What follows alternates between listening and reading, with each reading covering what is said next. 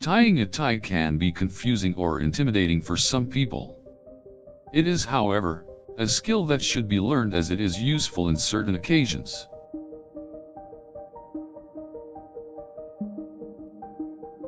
The technique used to tie a tie will depend on the type of tie being worn.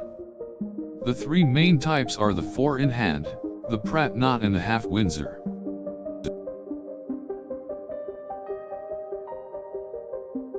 Begin by draping the tie around the neck.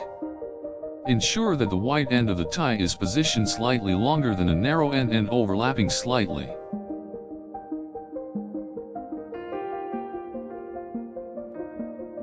Take the wide end and cross it over the narrow end, forming an X shape.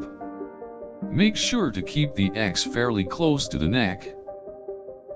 Take the wide end and move it up through the ring formed by the X shape, keeping the wide end oriented in the same direction. Bring the wide end down and then pass it through the back of the loop between your neck and the tie, pulling tightly. Slide the wide end up and to the left, pulling tight to bring the wide end against the neck.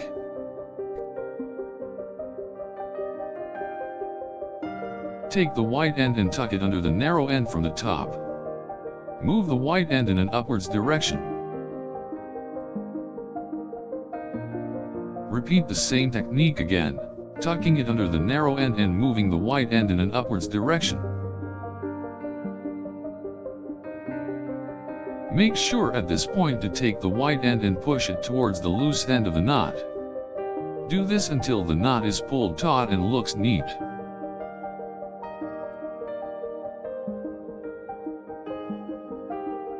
Once the knot is appropriately tightened, check your work and adjust accordingly so the knot looks even and centered.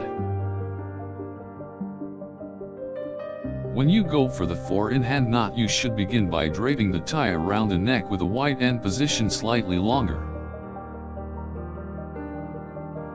Take the wide end and cross it over the narrow end, forming an X shape close to the neck.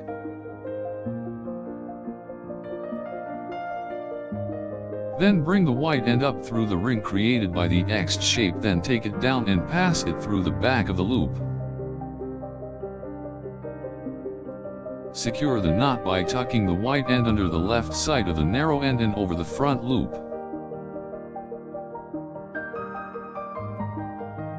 For the half windsor knot, you should begin by draping the tie around the neck with the wide end sitting slightly longer.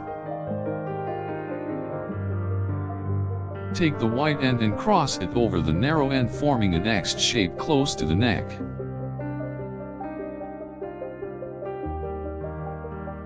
Then bring the wide end up and move the wide end to the right and tuck it into a loop between the neck and the tie.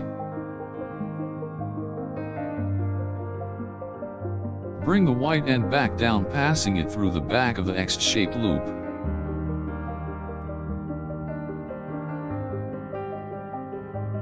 Now tuck the wide end up and to the left, sliding it beneath the front of the knot and tightening the knot.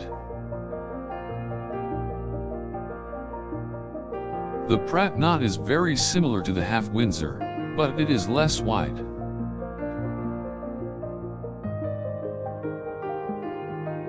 Begin by draping the tie around the neck with a wide end slightly longer than a narrow end.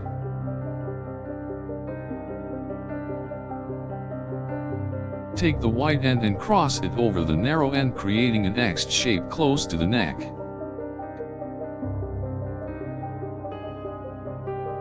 Then bring the wide end up through the X-shaped loop and tuck it down to the right side.